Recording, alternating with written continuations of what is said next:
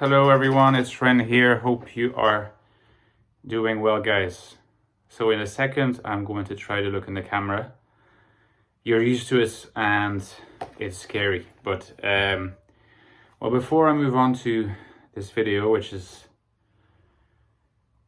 the first video I make in a few weeks, let me remind you that I have written a book on the INFJ type, the Ecstatic Soul.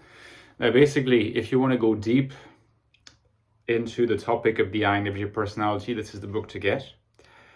I'm pretty sure that online, as far as investigations of the INFJ personality, like nothing gets deeper than this. It's 150 pages, a little bit less.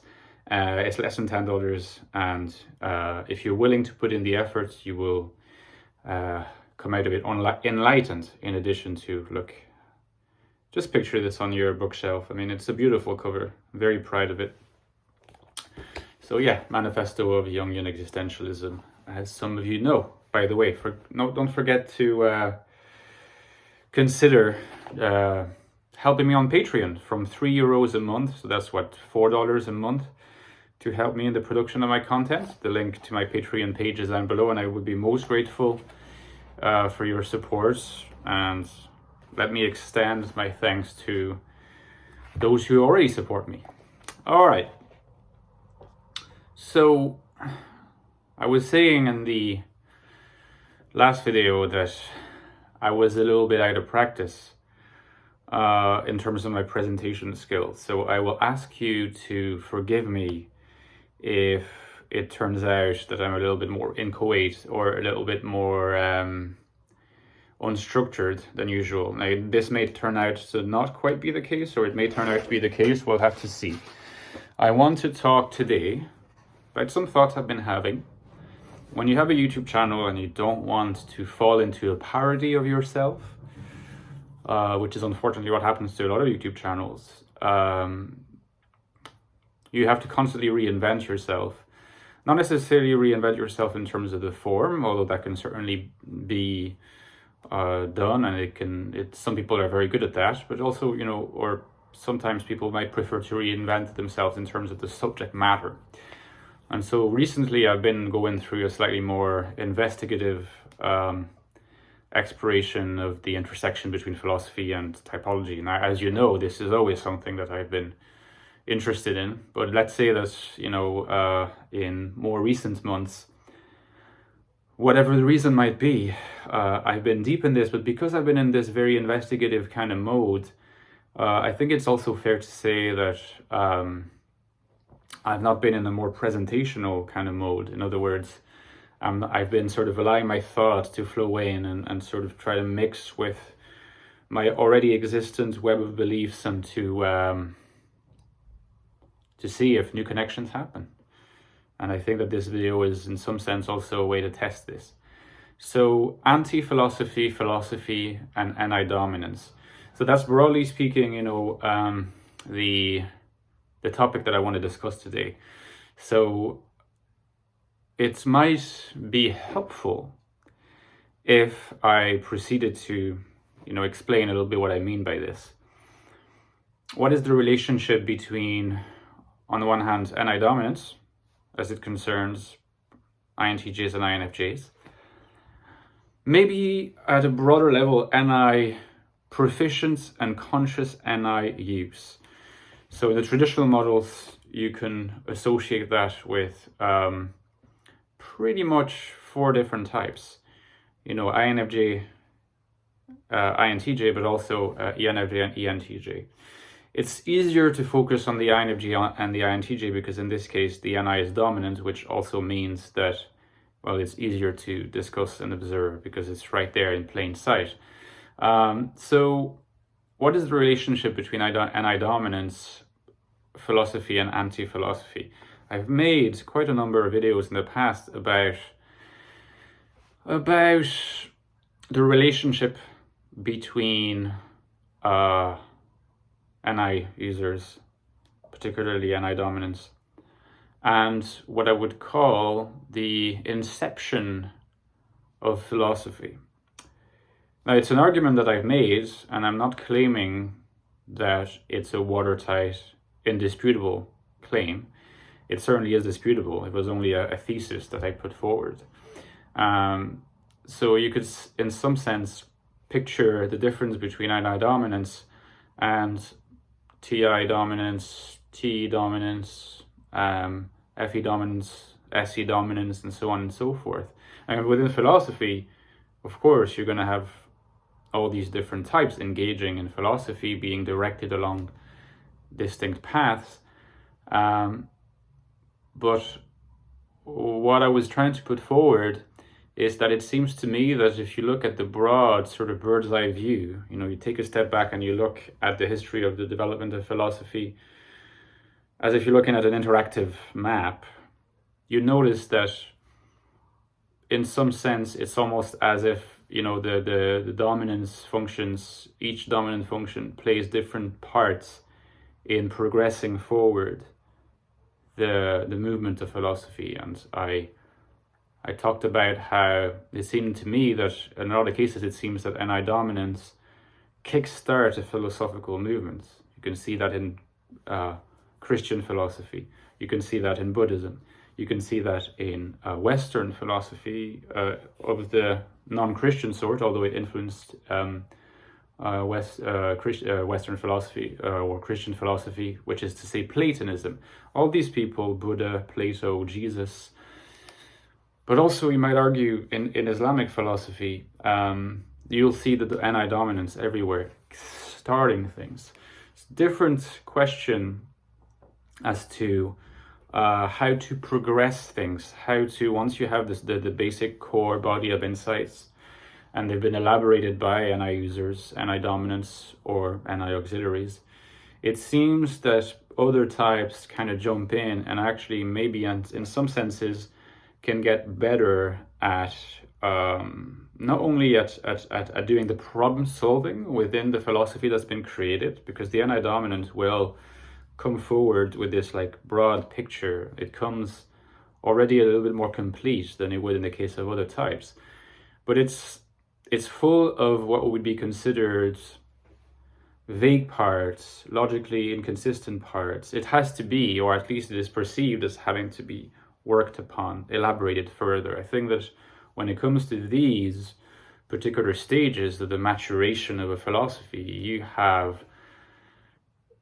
significant roles played by strong TI users, strong SE users, strong introverted judgment users in general, so FI users as well, and less so by NI users.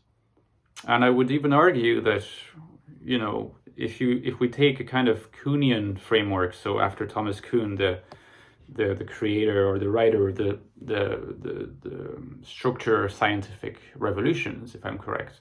I'm sometimes confusing that with The Logic of Scientific Discovery, which is a book by Karl Popper, philosopher of science, also 20th century also, but very different type of philosophy of science. More rationalistic, whereas Thomas Kuhn's is more historical and pragmatic. But that's beside the point, or that's on the side. What I would say is the problem solving, the elaboration, the perfection of the particular sort of body of doctrine is taken care of. So you see a lot of TI dominance doing this.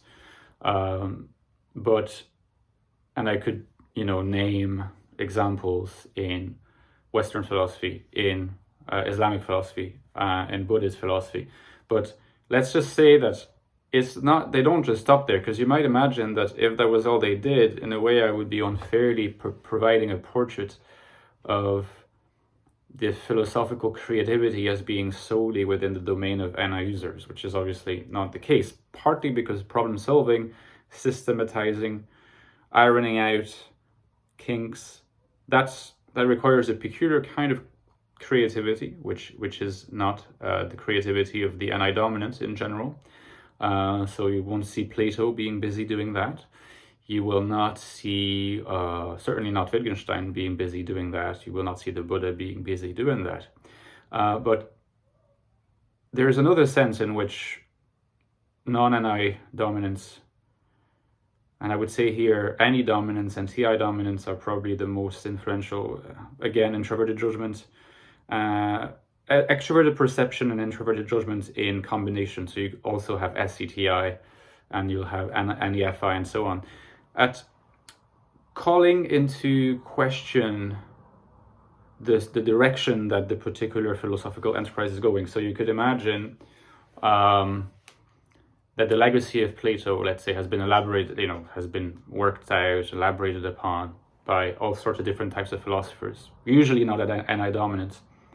But you can also imagine that there comes a point where maybe that tradition is kind of exploded from within, and a completely new sense of direction is proposed for philosophy, by often setting itself against the original insights. So in the case of Western philosophy, because again, this is the philosophy I know best, you see this in, you really see this in the second half of the 20th century, and particularly in French philosophy, and it's still very influential within literary criticism and some philosophy departments, continental philosophy. It's very influential in the United States. Jordan Peterson hates them. And I'm talking, of course, of postmodernism and post-structuralism. So you can think of Michel Foucault, you can think of Jacques Derrida, and you can think of Gilles Deleuze, right? So Foucault, Deleuze, Derrida, if you know them.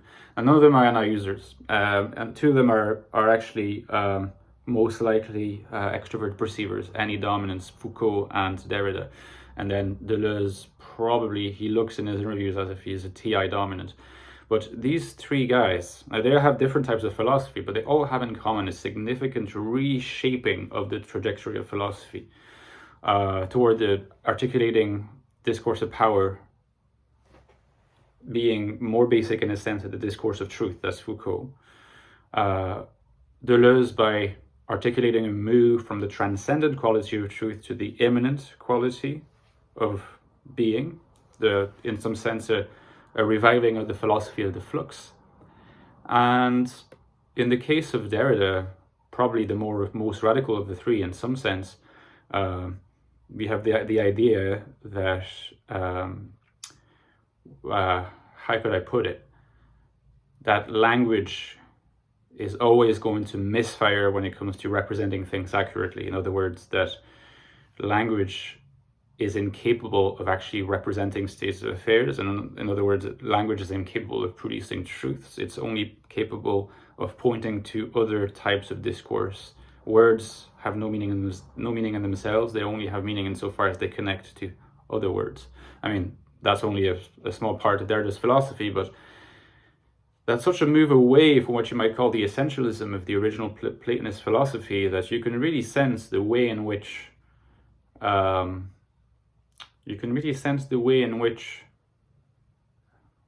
much philosophical creativity is invested in this kind of combination of extroverted perception and introverted judging. That's not the strength of the NI dominant, because the NI dominant, as you know, is introverted perception and extroverted judging. But the NI dominant has another quality, and that's what I call anti-philosophy. And that's kind of where I want to spend the last 5 minutes talking about this.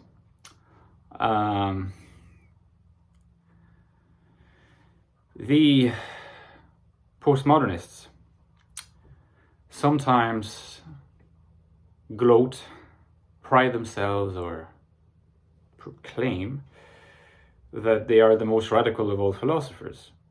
And they might, or people who follow the thinkers I've talked about, but there's plenty of other thinkers.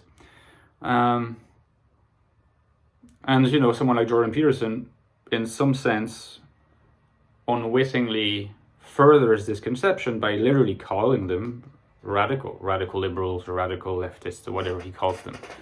I don't think this is actually it is radical from the perspective of a conservative thinker, and I mean no insult by conservative, but from the point of view of either a non-conservative thinker, someone who's in the center or whatever it might be, postmodernism, especially nowadays, is kind of turning out to not be so very radical in the end. From a philosophical point of view, postmodernism has had its heyday. It's, you don't stay radical forever, so in some sense that's fair enough. What is more radical, I'm not saying it's better or it's more creative, is what I would call anti-philosophy, and that seems to be as far as I can tell, a region of the NI dominance. Which is why I made a video at some point which was called NI Dominance Created Philosophy or Invented Western Philosophy, Started Western Philosophy.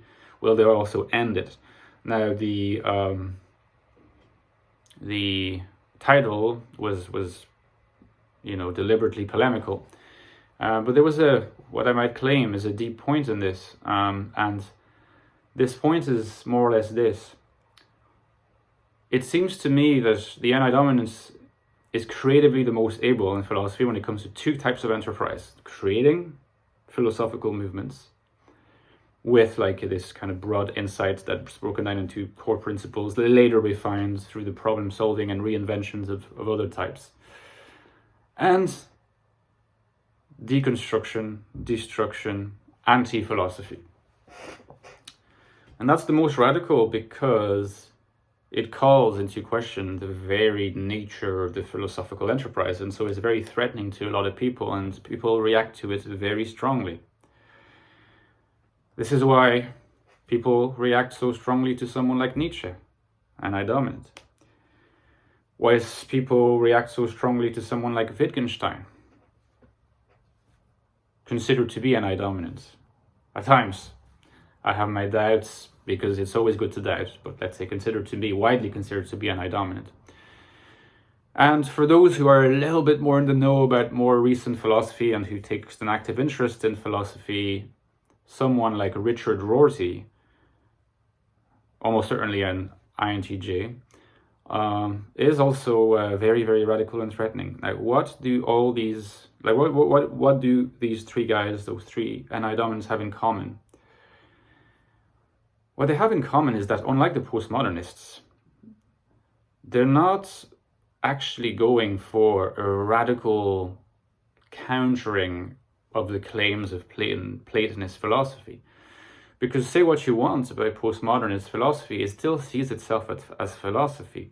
It still sees itself as, in some sense, the possessor of a certain kind of knowledge which is passed through the generations, and you do some training and you learn to use the conceptual tools which might be postmodern and might question a lot of the tradition, but they're still philosophical tools. Nietzsche, Wittgenstein, and Rorty have in common that if you follow the reasoning to the end, the very status of philosophy is called into question. And another way of putting it is to say that whereas the postmodernists, they don't question the existence of truth, they question the fact that language, as we manipulate it, speak it, write it, can ever capture it. The three thinkers that I've been talking about really sort of deny that this idea of truth is even coherent. And they will tend to say, Nietzsche will tend to say that truth is will to power. Wittgenstein will tend to say, truth is whatever is operative within a particular language game. Richard Rorty will say truth is made rather than found. Typical pragmatist position. Anti-philosophy, not in a negative sense, but in a sense that it is almost a slightly different discipline. It's philosophical in the sense that it seeks edification, but it does not seek gaining new knowledge, and that's the most radical aspect about it. Rather, it seeks to, little by little, through lots of different kinds of efforts, dissolving problems that it considers to be pseudo-problems. It tends to have a conception of philosophy not as philosophy as attaining an enlightened state that allows one to cast better, more clear light on other disciplines and life in itself. More philosophy as therapy. Philosophy as therapy is actually a phrase that is used by these philosophers. It's used in many ways, indirectly or directly, by Nietzsche, by Wittgenstein, and by Rorty. And it's this idea that the more you practice philosophy, the more you can get better at detecting your intrinsic biases and dissolving them. Whereas a lot of the philosophy prior to that, or in opposition to that, is about finding certain types of truth that provide solutions to your problems, But the philosophy as therapy approach say, forget about truth. Forget about trying to subscribe to this external framework of ideas that are supposed to give you solutions from outside. Start from yourself and pay attention. In what way are you being bogged down in pseudo problems? Where are your biases? How can you work on this? Philosophy will help you as a tool to achieve that. But it will not do this by being a body of transcendent truths. Lots of people have different problems that admit of different solutions. And I think that this has a connection with the function of introverted intuition, both in its inventive capacity and in its deconstructive capacity. And I wanted to talk about it, but it's already been too long. So I'll have to tackle that in a future video. Thanks guys, let me know what you think, and I'll talk to you soon.